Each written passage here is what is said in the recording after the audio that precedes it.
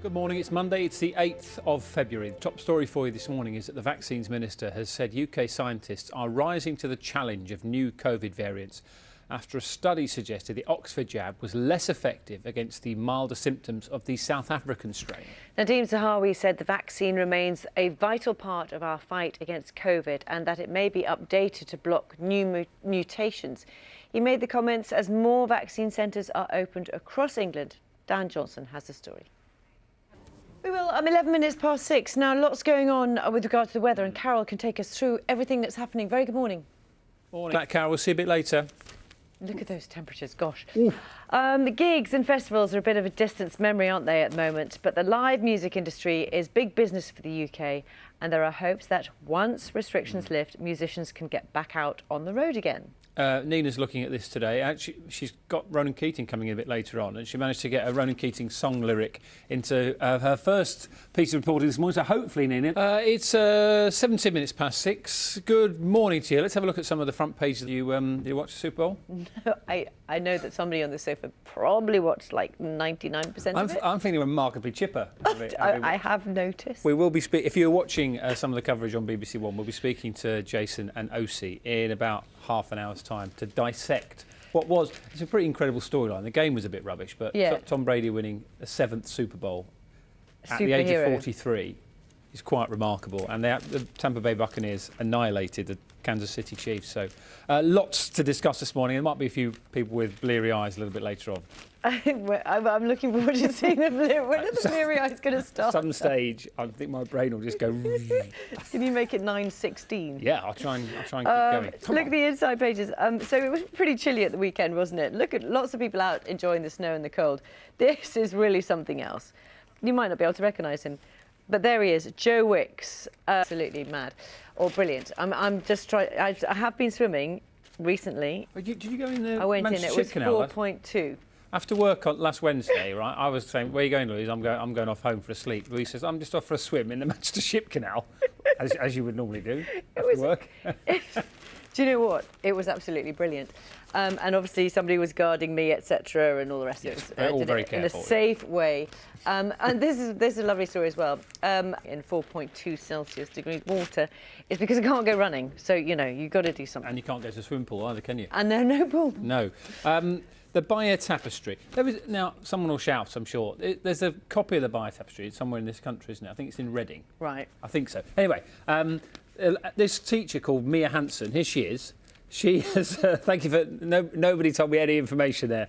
But this teacher, she's recreating... Oh, I mean, if anything's going to cheer you up, Frank is going to cheer you up, isn't he? That's what happens when you spend 60 days on your own. You can see he's been practising, hasn't he? We will be talking to Frank and his wife Judith around 10 to 9 here on BBC Breakfast. It's an amazing achievement, isn't it? Right now, the news, the travel and the weather, wherever you're watching, we'll have the headlines for you at 6:30.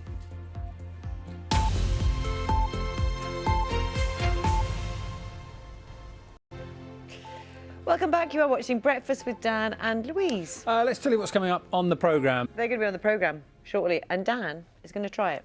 Well, I foolishly said to them last week, I saw that, I thought, we need to do this on Monday morning. And I seem to have got myself in quite a hole now. Yeah, and I'm going to sit and watch you dig.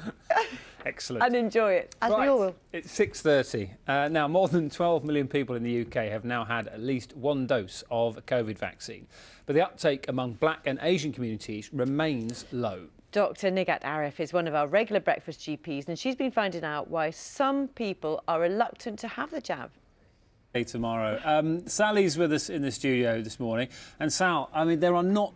so we've seen a bit of snow in Clacton-on-Sea, and this is something Carol's taken a very close look at, not just today, but over the next few days, Carol, because there is a bit of it about, isn't there? To be wary of this week, Carol. Thank you for that. Thanks, Carol. A schedule for easing the lockdown in England will be announced later this month, but NHS bosses and scientists have warned the government that lifting restrictions too soon will lead to another wave of coronavirus infections. Let's take a look at the latest government data for the UK. He's such fun. It puts a smile on your face on a Monday morning. I think I was surprised by his choice of third album there, Saturday Night Fever, but it's a winner, isn't it? You can't. It's just good. Again, make you happy. Exactly. Isn't it? And that is what we need at the moment. You're watching Breakfast. Still to come on today's programme. We'll also be speaking to a 7-year-old and his wife, and he has just completed a solo row across the Atlantic. Frank. Good old Frank. Frank and Judith are going to be here later on this morning. All right, now let's get the news, the travel and the weather wherever you're watching. What's in their hotel rooms to keep themselves going. What about yourself, Heather? Have you been playing with socks? Yeah, so obviously... Good morning to you. You are watching Breakfast with Dan and Louise. Yes, it's fast approaching 8:30. I don't know what that long noise was for there, because we're going to go to speak to Gething and Oti. Done his dancing, Oti. You'll have to have a look.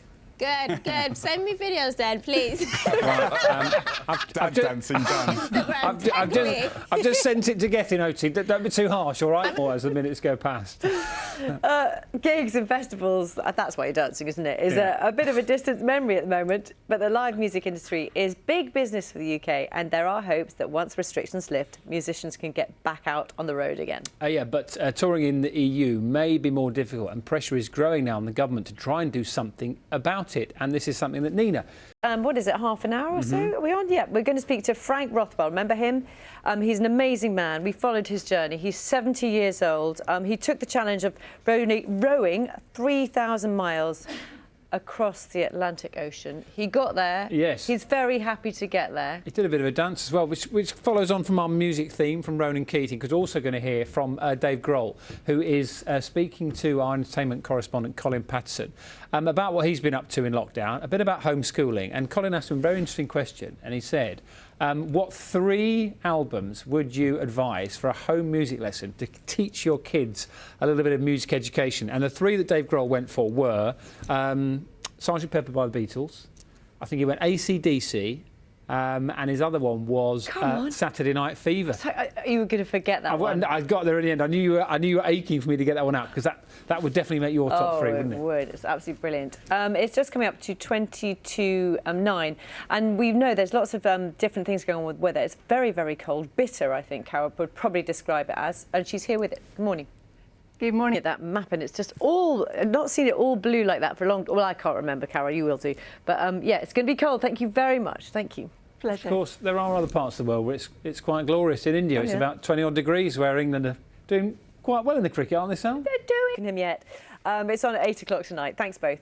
Hey, nice warm up. Can I publicise the programme I'm on tonight as well? BBC One, Would I Lie to You, 8:30. It follows that. did. You can watch it. So Bradley and Barney's travel adventures look quite tame compared to the epic journey that Frank Rothwell has just made, and we've been following him throughout. Yeah, he spent the last 8 weeks rowing 3,000 miles on his own across the Atlantic. That would be an incredible achievement for anyone, but Frank is 70 years old. We have been following him right from the start of the challenge. Before we speak to Frank, which we're going to in a second, let's have a look at this. Many congratulations, well done. And we'll put up the details of that Just Giving page for you as well. Congratulations, Frank. I'm sure they're delighted to be back together. The time on Breakfast is 8:59. So it's just coming up to 9 o'clock, and if you're staring down the barrel of another week of homeschooling, this might cheer you up. Even world-famous rock stars are standing in as substitute teachers at the moment, and they're not necessarily great at it either. The Foo Fighters frontman Dave Grohl has been catching up with our entertainment correspondent Colin Patterson for a chat about his home education skills, his new album, and a burning ambition to take up tap dancing.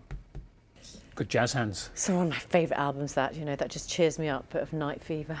Anyway, I won't do that. Hands down. That was hands down. The tongue. You're came out there. You're the one who does the dancing, not me. I just nearly Did you forget forgot. you're on telly then? I forgot. So I do when I'm on my bike. I turn it up really loud, and I sing as well. That was a slice into the world of Minchin there. It was quite magnificent. Now, we'll be talking to the X Factor winner turned musical theatre star Joe McElderry in a couple of minutes on the programme. First, though, while I calm down, a last brief look at the headlines wherever you are. Welcome back, everyone. Joe McElderry has enjoyed a varied career since he won the X Factor 11 years ago, proving himself to be a natural at musical theatre, opera and even winter sports on Channel 4's The Jump. He won the first series, didn't he? But he still loves making records, and he's just released a new one. Let's have a look. How far are you able to sort of plan ahead? We've spoken to Ronan Keating this morning about, you know, the issue around visas and touring in Europe. How are you able to plan what you might want to do towards the end of this year? Yeah, well, I mean... Thanks, Joe, and thank you to all of you for watching today. I sent that video to Gethin. He showed it to Oti, and I got the nod of disapproval. It didn't go down well with a professional. Oh, no. That's it for breakfast for today. We're back tomorrow from 6. Time for Morning Live now.